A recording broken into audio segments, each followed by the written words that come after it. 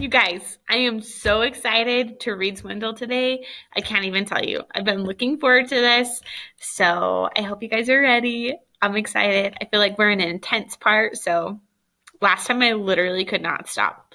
But here we go.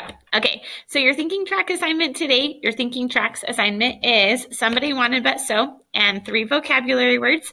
So make sure that you do that and you get that part done. And yeah, let's get started. We are on chapter 23, okay? The backgammon tournament stood at 13-9 when the barking started. Ooh, do you guys remember the big scary German Shepherd? Okay. Listen to that racket, Eli Mulroney complained. Leave it to Palomine to have the 2 loudest dogs in creation. Logan sprayed a mouthful of ginger ale all over himself. 2 dogs? The old man nodded in disgust. I thought Luther was bad enough. A couple of days ago, Palomine brought in the rent-a-beast. Makes Luther look like a hamster. I hear he's got some baseball card that's supposed to be valuable. There was nothing Logan could do but continue the game and try not to think about what might be going on across the street. Besides, he reflected, the team had a lookout, Melissa, in the bushes. If things got too awful, Griffin would walkie-talkie her to go for help. A shiny black SUV moved slowly up the street, its driver hanging out the window, peering at the address numbers. It passed the Mulroney house, then made a U-turn and pulled up in front of the porch, big motor idling. Oh, shoot. Excuse me, sir, I'm looking for 531 Park Avenue Extension. Mr. Mulroney pointed to the Palomino home. That's it right there. Can't see a blamed thing with the streetlight out. The way they run this town should be a federal crime. Thanks. The SUV moved away from the curb, pulled into the Palomino driveway, and parked. Mr. Mulroney handed Logan the dice. Your turn, Logan. You look like you've just seen a ghost. It was much worse than that. Logan was watching the driver get out of the car and walk up to the steps to Swindle's front door. Griffin's eyes stung from the sweat pouring off his forehead and under his safety goggles. His stocking cap was drenched with precipitation. He had seen his father working with this blowtorch so many times. Never could he have imagined that it was so exhausting. Or maybe it was the excitement building inside him as he held the flame to the last quarter inch of metal. The thrill was indescribable. Barely a thread remained between him and the final realization of the greatest plan he would ever be a part of. It was so many things all at once: victory, justice, revenge, not to mention a boatload of money. And then the piece tumbled to the carpet, and he was staring in the open flank of the lockbox. Darren positioned his flashlight so Griffin could see inside. Careful not to touch the red-hot edges of the hole. He reached in and removed the safe's contents. Ooh. There were some papers, a handful of collectible coins, and $300 in cash. All 5 team members rifled through the box and everything that had been removed from it. The Bambino was not there. Darren put all their agony into words. Bing, you idiot, where's the card? I thought it was in here, Griffin shot back. He was almost too shocked and upset to argue with Darren. I didn't burn into this thing for my health, you know. Pitt shook her head in grudging admiration. That guy Swindle, he's one tough nut. He beat us, Savannah admitted sadly. This isn't over yet, Griffin vowed.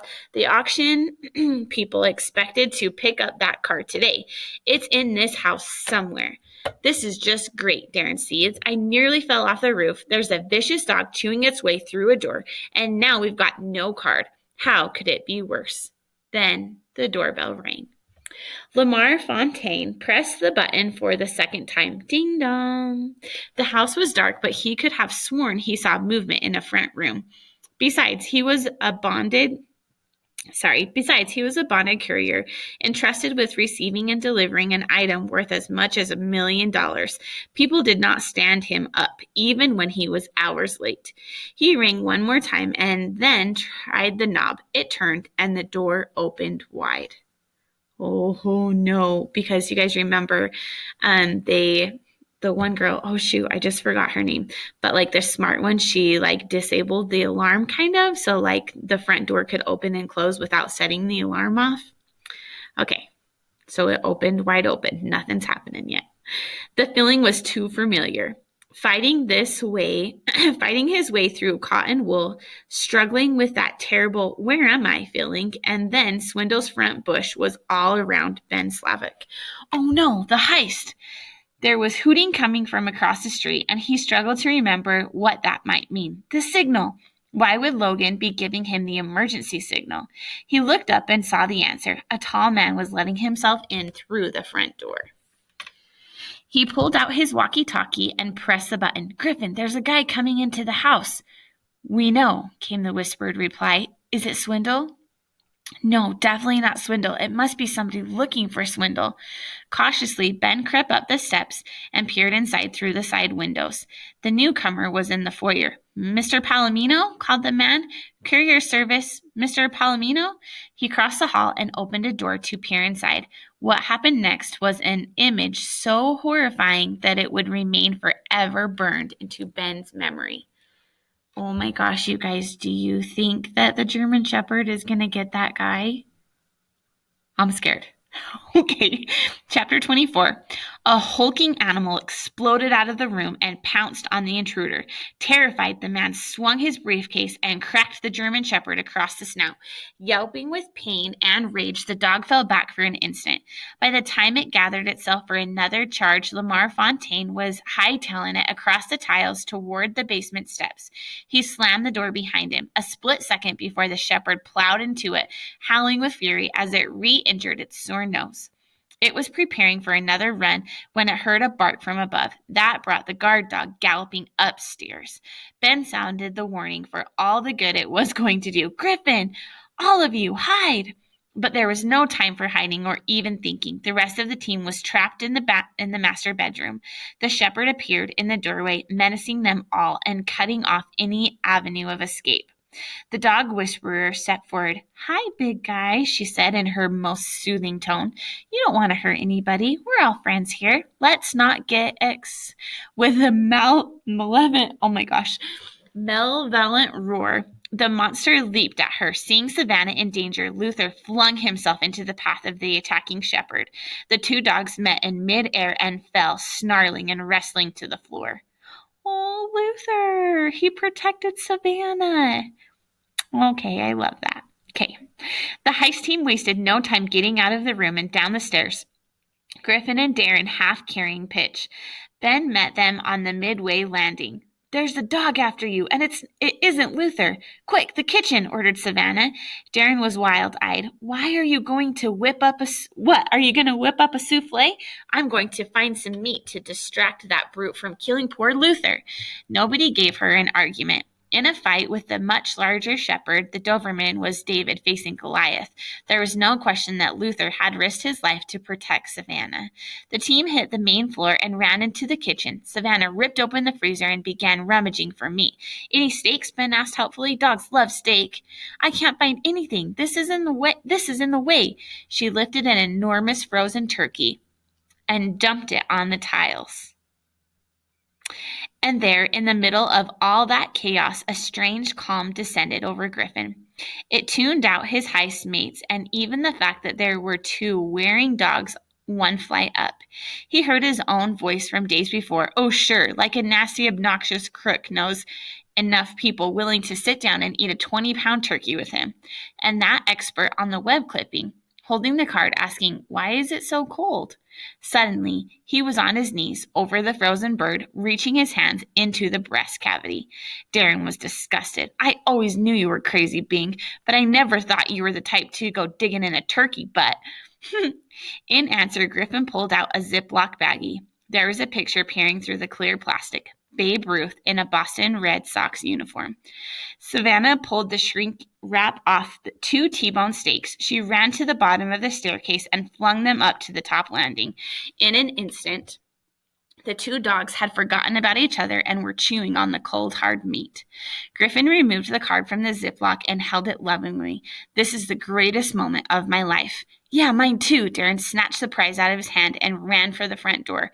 "Sayonara, suckers." "Oh, Darren, that jerk. He's so mean." It was so shocking, so unexpected that the team just stood there, open-mouthed, and watched him go. Then, total wild action, a stampede in hot pursuit. Even Pitch was running full tilt, hopping and limping through her pain. Griffin led the charge. Of all the things he'd planned for, all the in case ofs and what ifs, how could he have overlooked the most obvious possibility, a double cross from one of his own people, especially Darren, who had always been an enemy and an untrustworthy jerk? But what a price to pay for one mistake. Darren pounded down the front steps. Griffin followed, losing his breath momentarily to a gust of wind. Hot on his friend's heels, Ben vaulted up onto the porch rail and hurled himself like a flying squirrel at Darren's fleeing form. He missed the takedown, but his flailing arms caught Darren on the ankle. The big boy lost his balance and hit the ground like a ton of bricks. The Babe Ruth card popped out of his hand. Suddenly, the Bambino was airborne, riding a mammoth blast of wind. The team watched in agony as the $1 million collectible fluttered higher and higher, swirling on the turbulent air currents. The wind played with it for a few more seconds before depositing it in the lacy upper branches of a very tall maple tree. With a cry of frustration, Darren got up, rushed to the trunk, and began climbing like a madman. Griffin turned to Pitch. "No way," she said, reading his mind. "Not with this ankle, and I don't want any of you idiots trying it. You'll wind up dead, and probably so will he." She cupped her hands to her mouth. "Darren, you'll never make it." "What about the ladder?" Ben suggested. "Not high enough," Pitch told him. "That tree towers over the house." Griffin was nearly insane. "It's $1 million card. There must be some way to get it."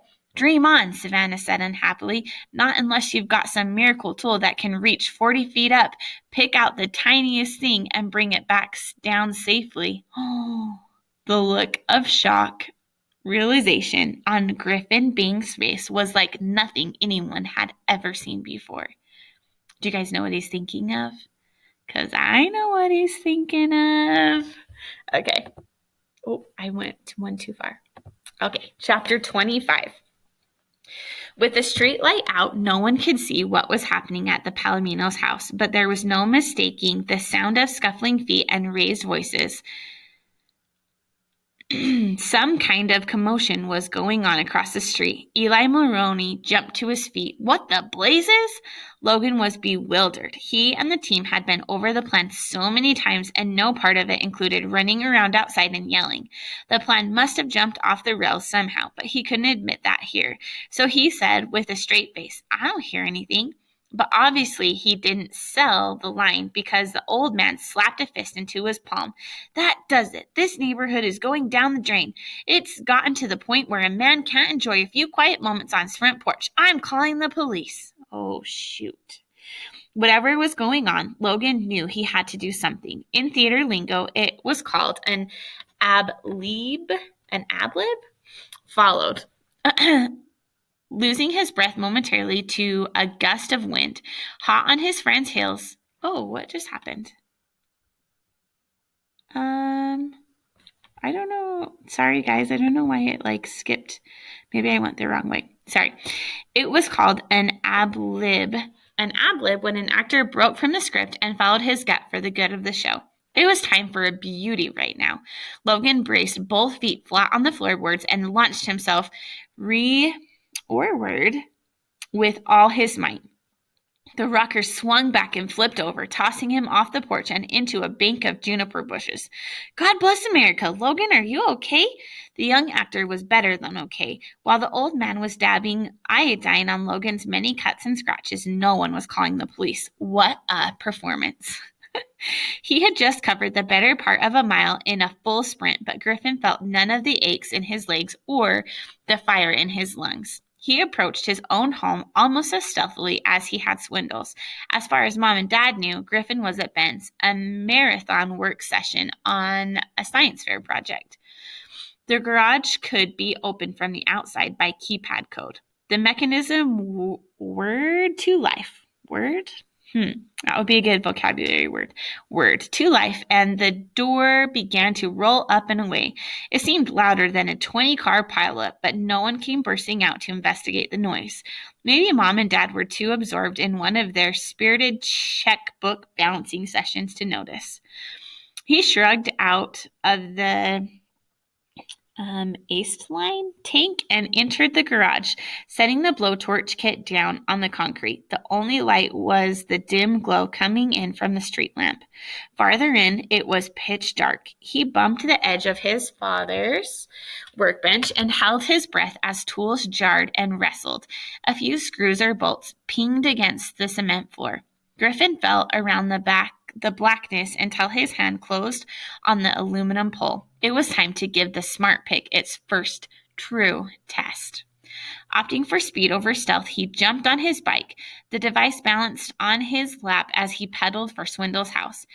He crossed town in record time, very nearly losing his father's invention as he wheeled onto Park Avenue Extension. It was hard to see anything in the area of the broken streetlight, but the clamor of excited voices was unmistakable. He jumped off his bike and ran onto the scene, squinting as his eyes adjusted to the dark. He thought he spied Darren halfway up the heavy trunk, but no, the figure was too small. It was Pitch, climbing gingerly and grimacing in pain with every movement of her injured ankle. Oh no, poor Pitch. He ran up to Ben, who stood with the other team members, gazing at the big maple. Where's Darren? Ben pointed. Maybe he really is part gorilla. Griffin gawked. No wonder he hadn't spotted Darren at first. The big boy was 30 feet up, barely a body length below the Babe Ruth card. He clung to a narrow branch, swaying in the wind as he shinnied over closer to the $1 million prize. Savannah regarded the smart pick dubiously. You sure picked a strange time for a fishing trip. It's my dad's invention. It can get us the card. Hey, why did you guys let Pitch go up there with her bad leg? The drama unfolding in the tree had unmasked Melissa. Her curtain of hair was permanently parted, her wide eyes riveted on the two climbers. I don't think she's after the card. I think she's trying to rescue Darren. Looks like Darren's doing just fine on his own, Ben observed nervously. Another few feet and he's got it. With that, Darren pulled himself forward on the undulating branch and reached for the bambino. His probing fingers passed just a few inches beneath it. Griffin powered on the smart pick and pressed the button. With a low whir, the aluminum pole telescoped outwards, soaring high above them into the night. It works, he thought in amazement.